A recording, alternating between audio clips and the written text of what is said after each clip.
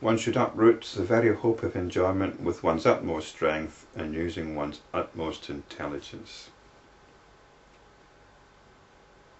Ignorance alone is the cause of old age and death.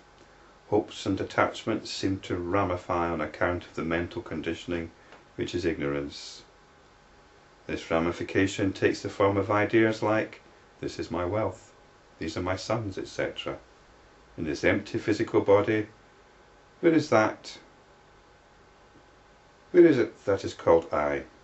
In truth, O Ram, I, mine, etc. have no existence at all.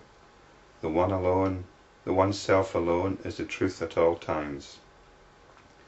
It is only in a state of ignorance that one sees a snake in the rope, not in an enlightened state. Even so, to the enlightened vision, only the infinite consciousness exists, not else. O Ram, do not become an ignorant man, become a sage. Destroy the mental conditioning that gives rise to this world appearance. Why do you, like an ignorant man, consider this body as yourself and feel miserable? Though the body and the self appear to exist together, they are not inseparable. When the body dies, the self does not die. Not quite clear what meaning of the word self is being used here. Is it the jiva? Are we being given the standard belief here of the immortal jiva, which goes from life to life? Or is it the universal self? I suspect it's probably the jiva here, for reasons which I'll go into in a minute. Is it not a great wonder, O Ram, that people forget the truth that the absolute Brahman alone is, and are convinced of the existence of the unreal and non-existent ignorance? Ram, do not let the foolish idea of the existence of ignorance take root in you. For if the consciousness is thus polluted, it invites endless suffering. Here, which is talking about the idea of ignorance. There is a certain tradition that if you believe something strongly enough, it will actually happen. So enlightenment is essentially about believing that you're enlightened. And because our normal condition is one that we believe ourselves to be ignorant, this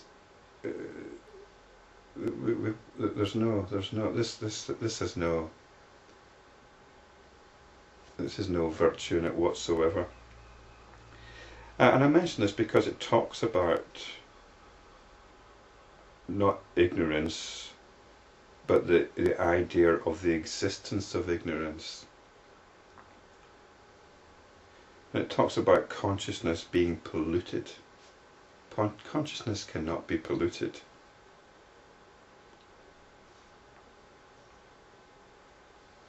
Though it is unreal, it can cause real suffering.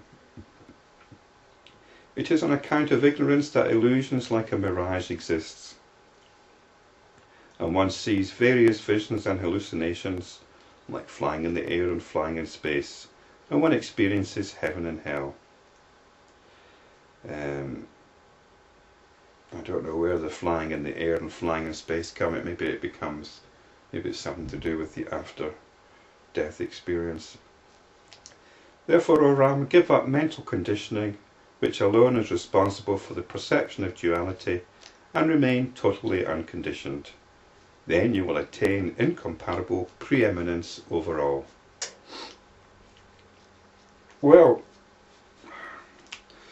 this has been quite a difficult chapter, because there seems to be some wisdom, and there seems to be some quite crude expressions of wisdom, and there seems to be nonsense in this last thing. Give up perception of duality, and then you will attain incomparable preeminence over all.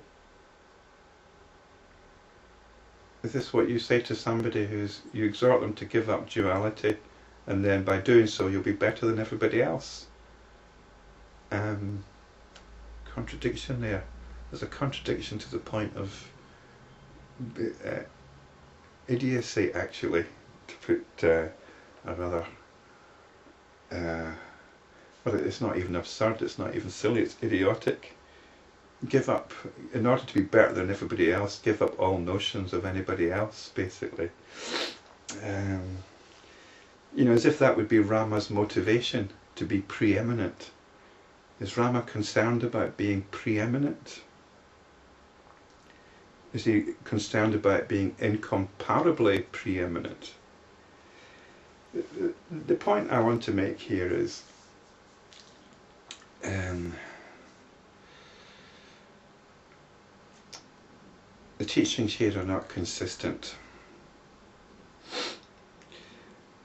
There's no doubt in the Yoga Vasistha, as far as I'm concerned, there seems to me to be words coming from what we could describe as the enlightened mind. But this isn't always so. It seems sometimes that these words are just being repeated. And then there's the possibility of some kind of speculation upon these words. So we have the words coming from the source of wisdom, we have repetition of these words, we have speculation based on these words, and finally we also have beliefs being conveyed. And we have to be quite careful here about assuming that it is all wisdom from the source. The Yoga Vasistha makes a point of assuming that this is not the case. It makes a point of telling us that this is not the case, and everything should be weighed up. Now, of course, who am I to weigh it up?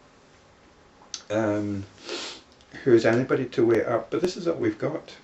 All I've got is my own, well, I say my own insight, but certain things seem to direct us to the heart of, well, it directs us to reality. Reading the Yoga Vasistha, there's a sense at times that we are being directed to the heart of things, the underlying reality. And that sense isn't always there. And perhaps my own receptiveness is limited here. But when we get this kind of statement about the, achieve duality so that you can be incomparably preeminent, well, that is clearly absurd. As is the notion that the blueness of the sky is because of the limitation of vision. We don't need to take these on board. Yoga Vasistha gives us permission to debunk whatever doesn't make sense. And my assumption here is that the Yoga Vasistha was not written by one person, but came out of a school. And within that school there were obviously enlightened sages whose words are recorded here. And perhaps there were students in that school who had to prove their understanding. And perhaps they did not have they weren't enlightened, but they had a good intellectual understanding. And perhaps we're getting some of their words as well. And perhaps we're getting some people in that school who don't really have much idea of what's going on. They believe in the standard Hindu beliefs about the power of asceticism, the virtues of being able to concentrate the mind, and they're quite happy to go along with the notion that everything's an illusion or a delusion, and so they'll say this, and we're getting their words as well. And we must practice discernment here, and take what is useful and reject what is not useful. The Yoga Vasistha, after all, is not the word of God. Thank God.